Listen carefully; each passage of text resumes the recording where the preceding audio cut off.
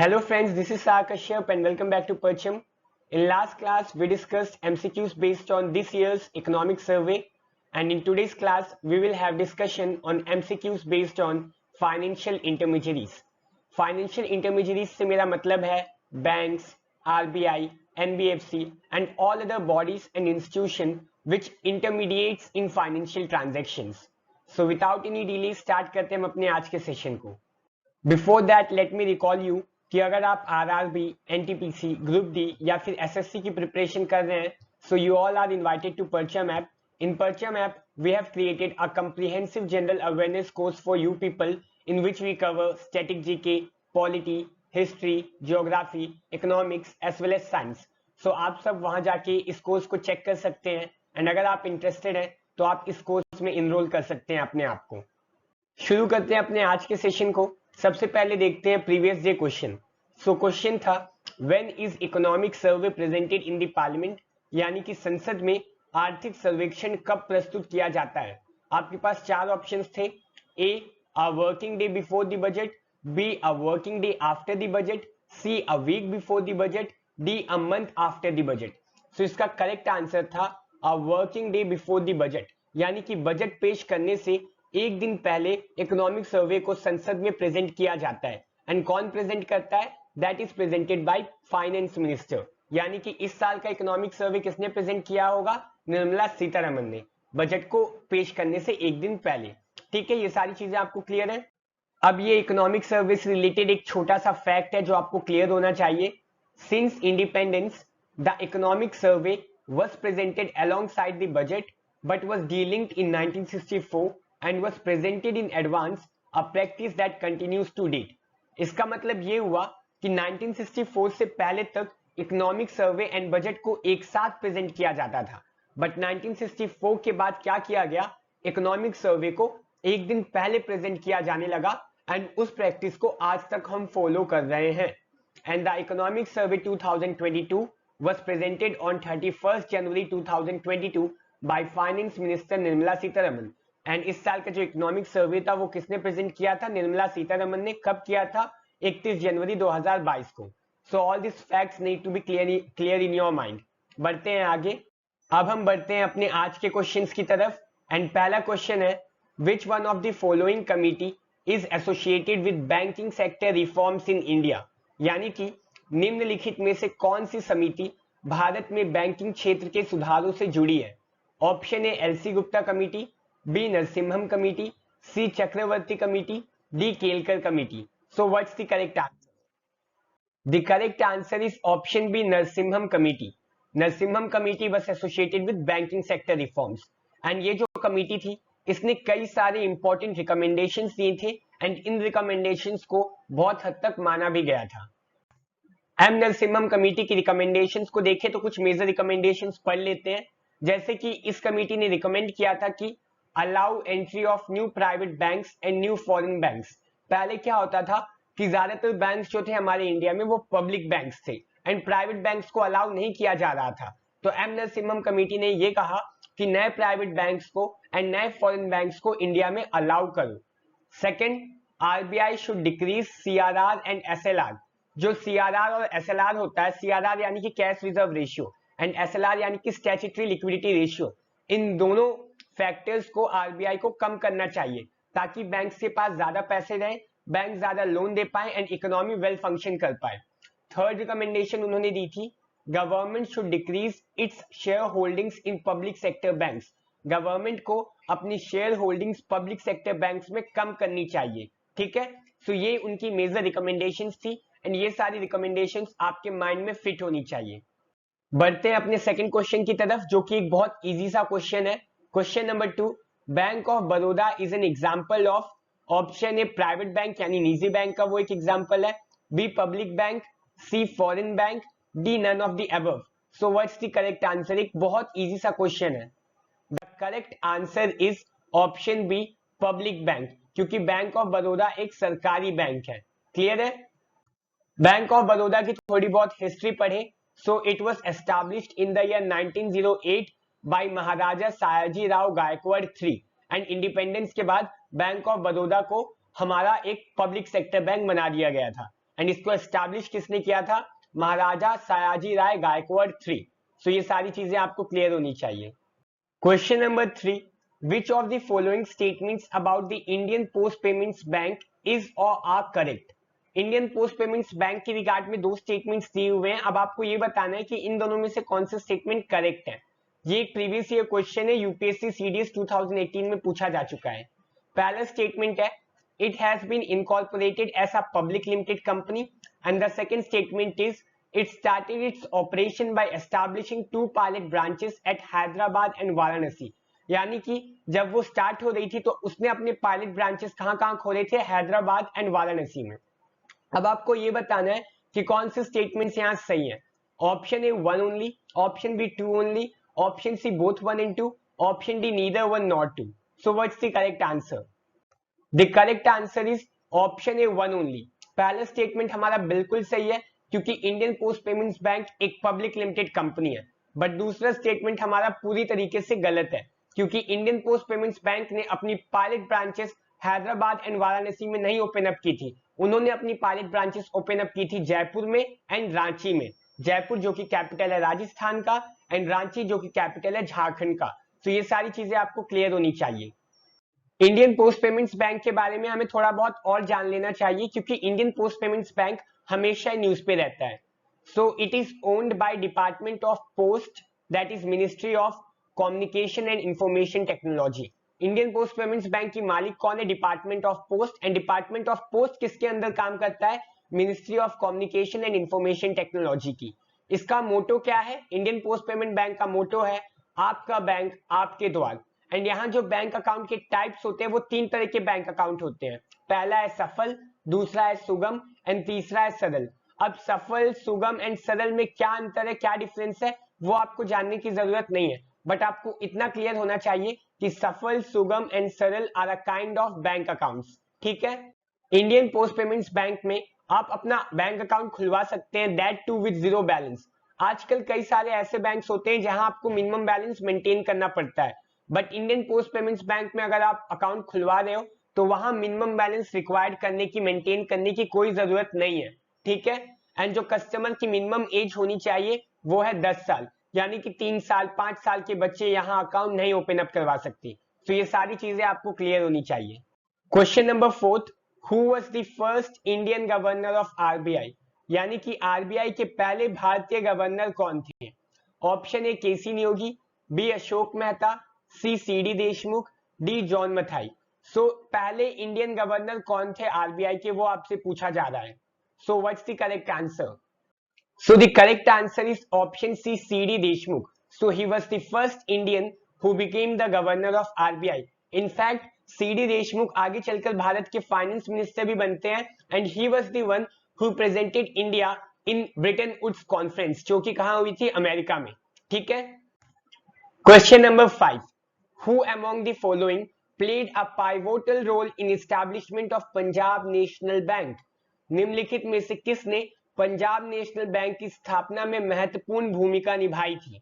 Option A Bhagat Singh, B Mahatma Gandhi, C Lala Lajpat Rai, D Lal Bahadur Shastri. So इन चारों में से किसने एक बहुत ही महत्वपूर्ण रोल निभाया था पंजाब नेशनल बैंक के एस्टैब्लिशमेंट में? So what's the correct answer? The correct answer is option C Lala Lajpat राय।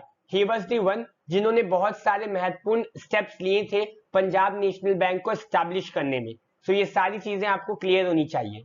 अब इंडिया में जो कमर्शियल बैंक्स थे प्री इंडिपेंडेंस टाइम्स में, उनके रिगार्ड्स में थोड़े बहुत फैक्ट्स दिए हुए हैं जो आपको क्लियर होने चाहिए। फॉर एग्जाम्पल 1770 में इंडिया का पहला बैंक एस्टैब्लिश होता है एंड उसका नाम होता है बैंक ऑफ हिंदुस्तान एंड इसका हेडक्वार्टर कहाँ होता है? कलकत्ता में। 1806 से 1842 के बीच 3 प्रेसिडेंसी बैंक्स बनाए जाते हैं, बंगाल, बॉम्बे एंड मद्रास में, जो लेटर ऑन कंबाइन होकर इंपीरियल बैंक ऑफ इंडिया बनते हैं and later on imperial bank of India बन जाता है स्टेट बैंक ऑफ इंडिया। सो ये सारी चीजें क्लियर होनी चाहिए। एंड 1894 में पंजाब नेशनल बैंक बनता है। ठीक है। एंड इसको एस्टैब्लिश करने में पाइवोटल रोल किसने प्ले किया था? लाला लाजपत राय ने। सो हम बढ़ते हैं अब आगे। ये सारे फैक्ट्स आपको याद हो जाएंगे ना? अगर आपको याद नहीं हो रहे तो आप एक बार लिख लो कॉपी पे, सो दैट आप जब कभी रिवाइज करो तो ये सारे फैक्ट्स आपके पास रहे।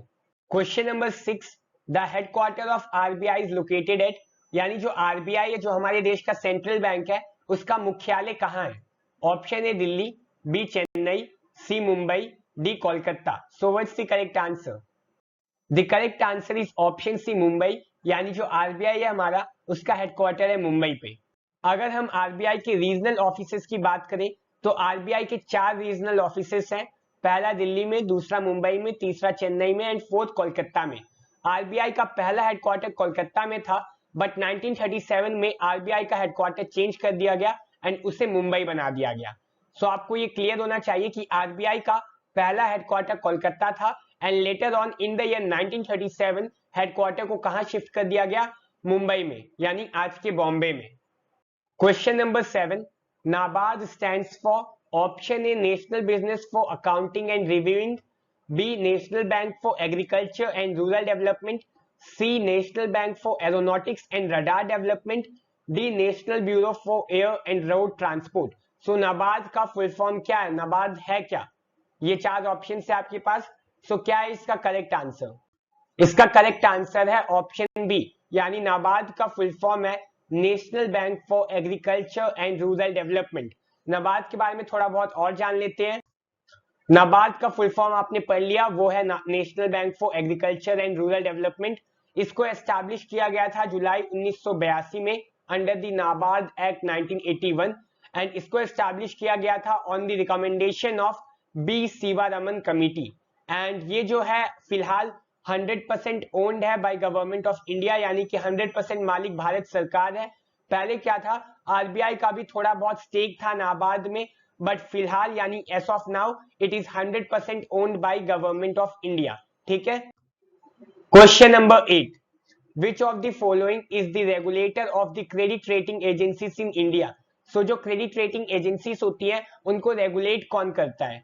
Option A RBI, B SBI, C SIDBI, D SEBI. So what's the correct answer? इसका करेक्ट आंसर है ऑप्शन डी सेबी। सेबी यानी कि securities and exchange board of India ही क्रेडिट रेटिंग एजेंसीज को रेगुलेट करता है। क्रेडिट रेटिंग एजेंसीज यानी कि ऐसी एजेंसीज जो आपकी क्रेडिट को रेट करती हैं, जैसे कि सीबिल हो गया, क्राइसिल हो गया, इन सभी को आप बोलोगे क्रेडिट रेटिंग एजेंसीज एंड इनको रेगुलेट करने का काम किसका है? सेबी का। ठीक है। एंड सेबी का फुल फॉर्म क्या है? Securities and exchange board of India. Question number 9, ये somewhat current affairs oriented question है। Who launched Ubharte Sitare fund on August 2021 इन लखनऊ? अगस्त 2021 को लखनऊ में उभरते सितारे फंड किसने लॉन्च किया था? Option A Narendra Modi, B Nitin Gadkari, C Nirmala Sitharaman, D Amit Shah. तो किसने इस फंड को लॉन्च किया था लखनऊ में? 4 ऑप्शन है आपके पास। The correct answer is option C Nirmala Sitharaman. So she was the one who launched Ubharte Sitare fund in Lucknow. अब क्वेश्चन ये उठता है कि उभरते सितारे फंड है क्या, इसको किस पर्पस के लिए लाया गया था? सो उभरते Sitare fund was launched for export oriented farms and startups, यानी कि ऐसे फार्म्स, ऐसे स्टार्टअप्स जो एक्सपोर्ट की तरफ टिल्ट हैं, जो एक्सपोर्ट पे फोकस कर रहे हैं, उनके लिए उभरते सितारे फंड को लॉन्च किया गया था। एंड इस फंड को जॉइंटली सेटअप किया गया है by EXIM bank and SIDBI. EXIM यानी कि export and import bank and SIDBI यानी कि small industries development bank of India. And इसे लॉन्च कहां किया गया था? लखनऊ पे। तो ये सारे फैक्ट्स आपको क्लियर होने चाहिए। Question number 10, the headquarter of national housing bank is located at, यानी जो राष्ट्रीय आवास बैंक है उसका मुख्यालय कहां स्थित है? Option A Delhi, B Mumbai, C Chennai, D Kolkata. So कहां नेशनल हाउसिंग बैंक का हेडक्वार्टर लोकेटेड है? ये क्वाइट एक फैक्चुअल क्वेश्चन है जिसका आंसर आपको बनना चाहिए। The correct answer is option A Delhi. So जो राष्ट्रीय आवास बैंक है उसका हेडक्वार्टर दिल्ली पे है। Question number 11, RRBs are owned by, RRBs का मालिक कौन है? आरआरबी यानी कि रीजनल रूरल बैंक, इनके मालिक कौन होते हैं? Option A central government, B state government, C sponsor bank, D jointly by all of the above, यानी कि तीनों ही मालिक होते हैं, तीनों के कुछ कुछ स्टेक होते हैं। सो इसका करेक्ट आंसर क्या है? इसका करेक्ट आंसर है option D jointly by all of the above, यानी कि जो रीजनल रूरल बैंक्स होते हैं उनमें सेंट्रल गवर्नमेंट का भी स्टेक होता है, स्टेट गवर्नमेंट का भी स्टेक होता है एंड साथ ही साथ स्पॉन्सर बैंक्स का भी शेयर होता है। अब क्वेश्चन ये उठता है स्पॉन्सर बैंक है क्या? स्पॉन्सर बैंक यानी कि कोई भी एक nationalised commercial bank, be it SBI, be it bank of Baroda, be it Punjab national bank, so कोई भी एक नेशनलाइज्ड कमर्शियल बैंक को हम स्पॉन्सर बैंक यहाँ कह सकते हैं। ठीक है, अगर आपको यही नहीं पता कि रीजनल रूरल बैंक होते क्या है, उनके फंक्शंस क्या है, so you need to study more about it, क्योंकि यहाँ केवल इकोनॉमिक टेस्ट सीरीज है, यहाँ हम हर एक टॉपिक की डेप्थ पे नहीं जा सकते। एंड अगर आपको रीजनल रूरल बैंक्स के बारे में डिटेल में पढ़ना है तो आप हमारा इकोनॉमिक्स का कोर्स ले सकते हैं जो कि अवेलेबल है परचम ऐप पे। ठीक है, सो ये जो रीजनल रूरल बैंक्स हैं इनको सेटअप किया गया था under provisions of regional rural bank act 1976 and it was set up on recommendations of M Narasimham committee on financial inclusion. जो एम नरसिम्हम कमिटी बनी थी ना, उसी कमिटी ने रिकमेंड किया था कि रीजनल रूरल बैंक को बनाया जाना चाहिए। ठीक है, एंड ये जो रीजनल रूरल बैंक्स होते हैं उनका पैन इंडिया प्रेजेंस नहीं होता, वो क्या होते हैं, वो जियोग्राफिकली रिस्ट्रिक्टेड होते हैं फ्यू डिस्ट्रिक्ट्स में, यानी वो 2-3 डिस्ट्रिक्ट्स में ही होते हैं। एक रीजनल रूरल बैंक ज्यादा से ज्यादा 3 से 4 डिस्ट्रिक्ट्स में ही होगा और ज्यादा नहीं बढ़ेगा वो। ठीक है, रीजनल रूरल बैंक को इमीडिएट रेगुलेटर कौन होता है? नाबार्ड। एंड अल्टीमेट रेगुलेटर कौन होता है? आरबीआई। जैसे जो आईएएस होते हैं, आईपीएस होते हैं, आईएफएस होते हैं, यानी कि जो ऑल इंडिया सर्विस के मेंबर्स होते हैं, उनका इमीडिएट रेगुलेटर कौन होता है? State government. But ultimate regulator कौन होता है? Central government. In that same way regional rural bank का इमीडिएट रेगुलेटर है नाबार्ड एंड अल्टीमेट रेगुलेटर है आरबीआई यानी रिजर्व बैंक ऑफ इंडिया, यानी हमारे देश का सेंट्रल बैंक। ये सारी चीजें क्लियर है आपको? अब बढ़ते हैं क्वेश्चन नंबर 12 की तरफ। सो question number 12, in context of independent India's economy, which one of the following was the earlier event to take place? इस क्वेश्चन को यूपीएससी प्रीलिम्स 2009 में पूछा जा चुका है। Option A nationalisation of insurance companies, B nationalisation of state bank of India, C enactment of banking regulation act, D introduction of first 5 year plan. So सबसे पहले हमारे देश पे क्या हुआ था? ये एक ट्रिकी क्वेश्चन है। ठीक है, the correct answer is option C enactment of banking regulation act, जो कि हुआ था 1949 में। 5 ईयर प्लान इंट्रोड्यूस किया गया था 1950-51 में। स्टेट बैंक ऑफ इंडिया को भी 1950 के बाद नेशनलाइज किया गया था एंड इंश्योरेंस कंपनीज भी 1950 के बाद ही नेशनलाइज हुई थी। सो सबसे पहले हमारा क्या आया? Banking regulation act. ये सारी चीजें आपको क्लियर होनी चाहिए। Question number 13, India first payment bank was, Bharat का पहला भुगतान बैंक कौन था? पेमेंट बैंक एक तरह का बैंक होता है, एक तरह का डिफरेंशियल बैंक होता है। तो इंडिया का पहला पेमेंट बैंक कौन सा था? Option A Paytm payment bank, B Indian post payment bank, C Airtel payment bank, D Jio payment bank. So पहला इंडिया का पेमेंट बैंक कौन सा था? The correct answer is option C Airtel payment bank. So Airtel payment bank India का पहला payment bank था। ठीक है, अब ये पेमेंट बैंक होते क्या है? पेमेंट बैंक एक तरह के डिफरेंशियल बैंक्स हैं। इनको बनाया गया है on recommendation of Nachiket more committee. अब आपको ये क्लियर होना चाहिए कि किन बैंक्स को किन के रिकमेंडेशन पे बनाया गया है। जैसे नाबार्ड को बनाया गया था बी सीवारामन कमिटी की रिकमेंडेशन पे, पेमेंट बैंक को बनाया जा रहा है नचिकेत मोर कमिटी की रिकमेंडेशन पे, एंड रीजनल रूरल बैंक को बनाया गया था किनके रिकमेंडेशन पे? एम नरसिम्हम कमिटी की रिकमेंडेशन पे। सो ये सारी कमिटीज आपको याद होनी चाहिए। ठीक है, पेमेंट्स बैंक का ऑब्जेक्टिव क्या था? टू प्रमोट स्मॉल सेविंग्स, यानी सेविंग्स को प्रमोट करना। मतलब ऐसे लोगों के बीच जो कि डेली वेज कमा रहे हैं, जिनकी इनकम बहुत कम है, जो थोड़ा थोड़ा करके पैसे सेव कर सकते हैं बट कर नहीं पा रहे, तो उनके बीच स्मॉल सेविंग्स को प्रमोट करना ही पेमेंट्स बैंक का ऑब्जेक्टिव था। ठीक है, पेमेंट्स बैंक को क्या करना पड़ता है? उनको अपना 25% एक्सेस पॉइंट्स रूरल एरियाज में ओपन अप करना पड़ता है एंड पेमेंट बैंक्स में सीआरआर, एसएलआर एक्सेट्रा चीजें एप्लीकेबल होती हैं। ठीक है, पेमेंट्स बैंक के बारे में थोड़ा बहुत और जान लेते हैं। जैसे कि पेमेंट्स बैंक एनआरआई से कोई डिपॉजिट्स एक्सेप्ट नहीं कर सकती, पेमेंट्स बैंक फिक्स डिपॉजिट्स नहीं रख सकती, पेमेंट्स बैंक केवल और केवल डिमांड डिपॉजिट्स ही एक्सेप्ट कर सकती है and that too up to 1 lakh, यानी 1 लाख से ज्यादा डिमांड डिपॉजिट भी वो एक्सेप्ट नहीं कर सकती। पेमेंट बैंक लोन भी नहीं दे सकती एंड जब वो लोन नहीं दे सकती तो पीएसएल नॉर्म्स तो अप्लाई नहीं होंगे। पीएसएल नॉर्म्स यानी कि प्रायोरिटी सेक्टर लेंडिंग नॉर्म्स, जिसके बारे में हमने डिटेल पे अपने कोर्स पे एक्सप्लेन करके रखा है। Payments bank debit card issue कर सकती है बट क्रेडिट कार्ड इशू नहीं कर सकती, क्योंकि क्रेडिट कार्ड इशू कर रहे हैं उसका मतलब ये है कि आप लोन दे रहे हो, बट पेमेंट्स बैंक को तो लोन देना अलाउड ही नहीं है, इस कारण वो क्रेडिट कार्ड इशू नहीं कर सकती। ठीक है। एंड प्रेजेंट में इंडिया में 6 पेमेंट्स बैंक है। पहला एयरटेल पेमेंट बैंक जो कि 2017 में बना था, फिर आया इंडियन पोस्ट पेमेंट बैंक, फिर है हमारा फिनो पेमेंट बैंक, फोर्थ है पेटीएम, फिफ्थ है जियो पेमेंट बैंक एंड सिक्स्थ है एनएसडीएल। सो फिलहाल कितने पेमेंट्स बैंक है? 6 पेमेंट्स बैंक है। सो ये फैक्ट भी आपको क्लियर होना चाहिए। Question number 14, regional rural bank was established on recommendation of, अभी अभी हमने ये चीज पढ़ी थी। Option A Balwant Rai Mehta committee, B Ashok Mehta committee, C M Narasimham committee, D Fazal Ali committee. So regional rural bank को किसके रिकमेंडेशन पे एस्टैब्लिश किया गया था? The correct answer is option C, M Narasimham committee.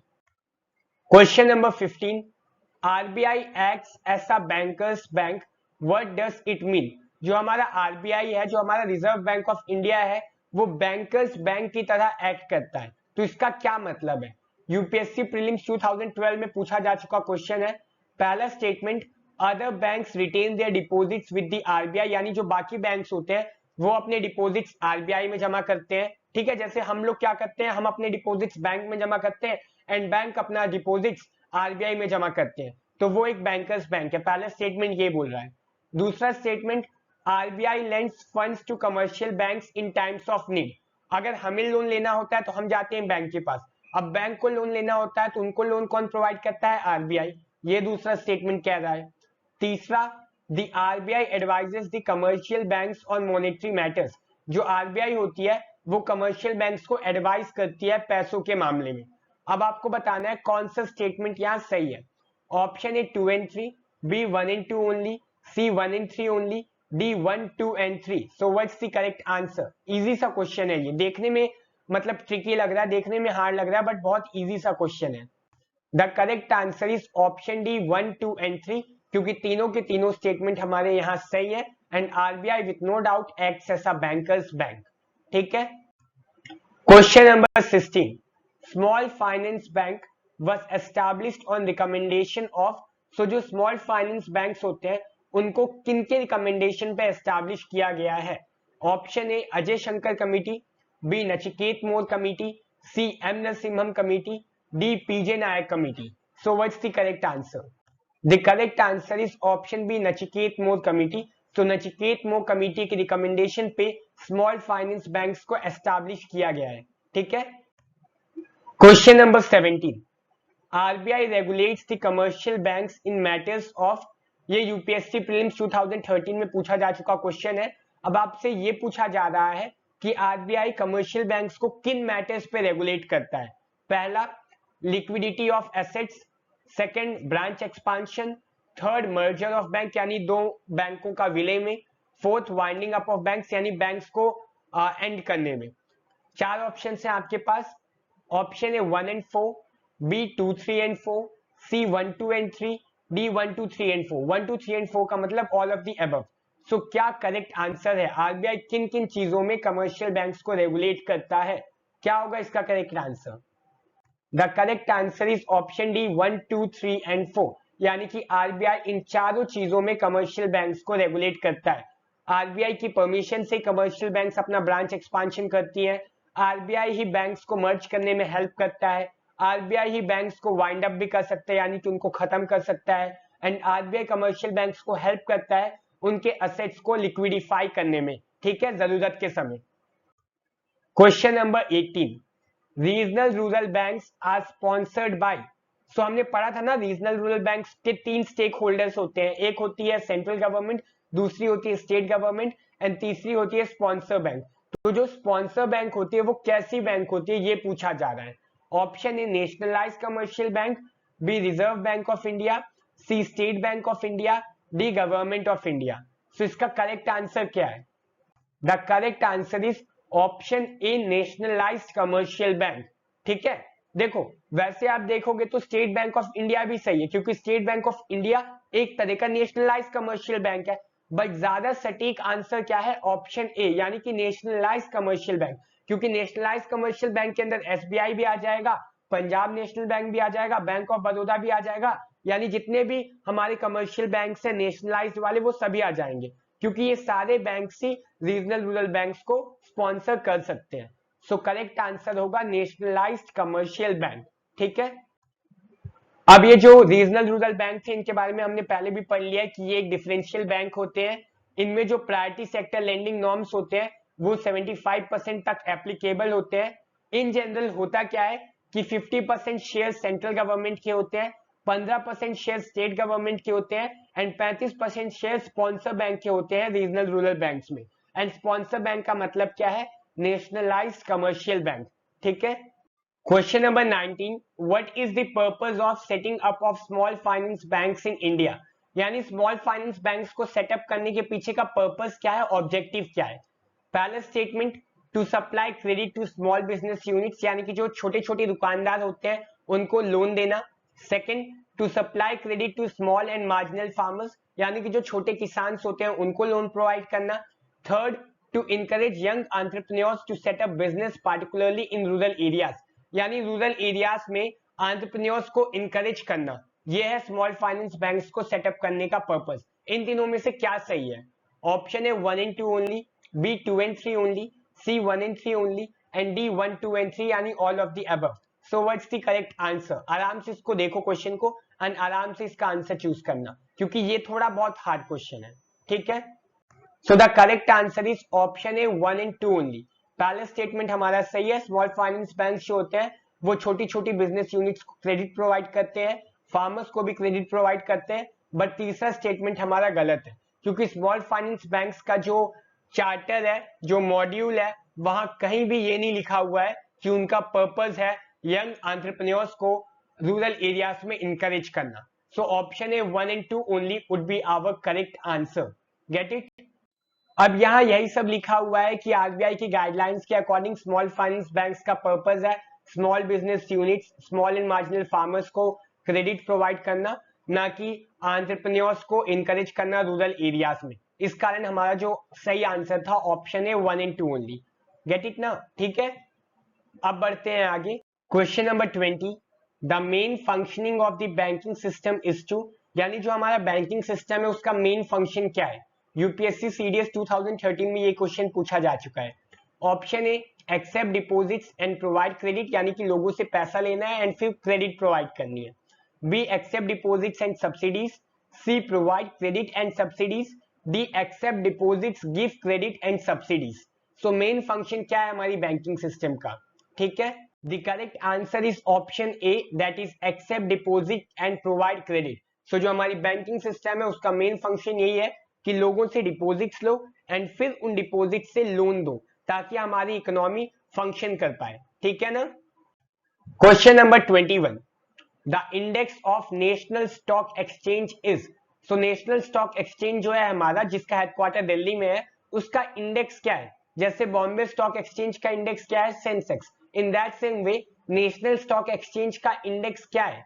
Option A Sensex, B Bankex, C Nifty, D Rolex. So इसका correct answer क्या है? इसका करेक्ट आंसर है option C Nifty.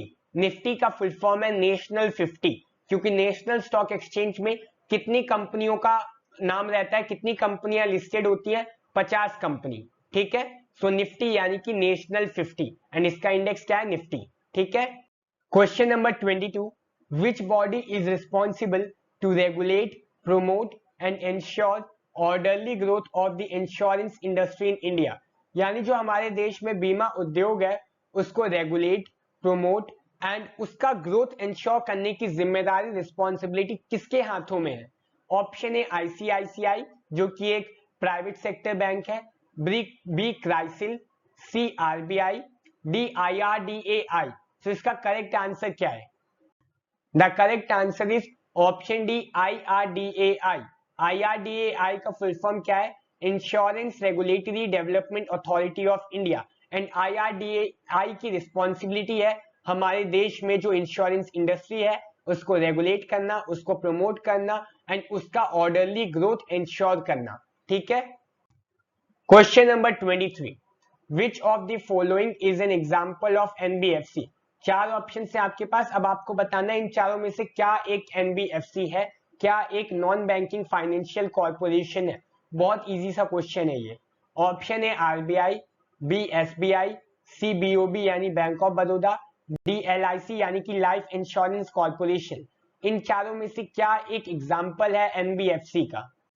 The correct answer is option D LIC यानी life insurance corporation of India, वो एक NBFC है and बाकी तीनों तो बैंक्स हैं। ठीक है। Question number 24, the organisation incorporated for retail payment and settlement systems in India is, यानी भारत में खुदरा भुगतान और निपटान प्रणाली के लिए निगमित संगठन कौन सी है, किसे सेटअप किया गया रिटेल पेमेंट्स के लिए। ऑप्शन ए सेबी, बी मुद्रा बैंक, सी एनपीसीआई, डी एलआईसी। सो इन तीनों में से, इन चारों में से सही आंसर क्या है। इसका करेक्ट आंसर है ऑप्शन सी एनपीसीआई।